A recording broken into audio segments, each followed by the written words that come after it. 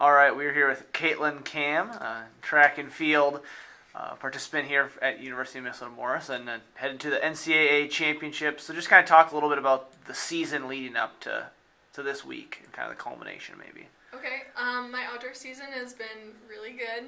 Pretty consistent progress throughout the year. Great weather, so we didn't have any meets canceled, which is a change. Yeah, I guess I just saw some pretty consistent improvements from last season, and they just continued up until recent weeks, which is super exciting. And did you have a goal in mind to make the NCAA tournament or NCAA championships before the season started, or just something that you realized I could do this once the season started?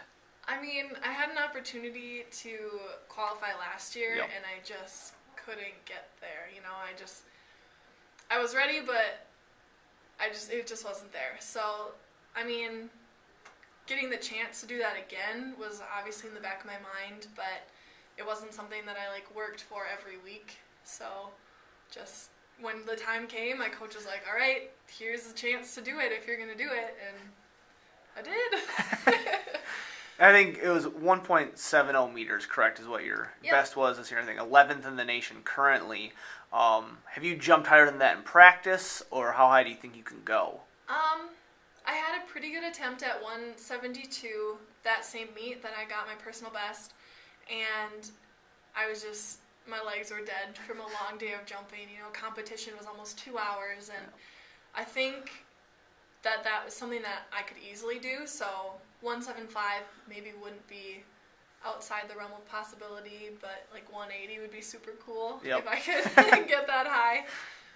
You talked about your legs were kind of tired in that one, so going into this week, you will only have to focus on the high jump. You also do the hurdles, and I think maybe you've done the long jump or triple jump before in the past. I used to do the sprint relays here, okay. But so just kind of talk. Well, is it going to benefit you to only be able to focus on one? Will that allow your legs to have some more recovery time, or? Yeah, it actually makes a big difference, not having to run back and forth, and hurdles actually takes a lot kind of out of me and my legs and stuff like that, and high jump is one of those where you really need a lot of strength and a lot of power all at one time, and if you're lacking that just a little bit, it makes a huge difference. Maybe just for those who don't know much about track or even the high jump, just what is run? Right. Oh, jump. yeah. Oh, okay.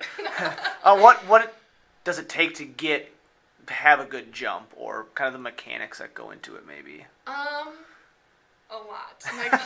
My coach started telling me this thing to kind of get me out of my own head. If you just do everything right, you'll make it over. Oh, sounds easy. Easier said than done. It's really about the approach. High jump has a very unique approach to it. I mean, everything about it is kind of unique.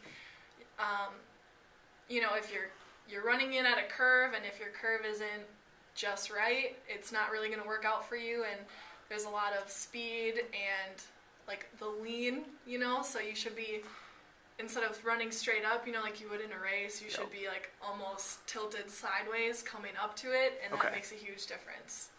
Nice. Well, it sounds like Jeremy's been able to help you get better and better. So maybe a more fun question now. You get to go to New York. Have you been there before? Never. All right. I think I've been in a dirty airport once or twice before. I'm sorry, I didn't mean that. I think I've been in an airport for the tiniest bit. And then left. And then I left, but I've never gotten to go out and just be there. Anything you're looking forward to about this week, outside of maybe the track meet itself, or? Well, the meet is 3 days, and I don't compete until the last day, so we have a lot of downtime. Besides practicing every day, I guess we're just kind of planning some day trips to go and just see what's there, and I guess that's what I'm pretty excited for, just to de-stress a little bit, because I know I'm going to be so nervous. What are your goals for this upcoming weekend?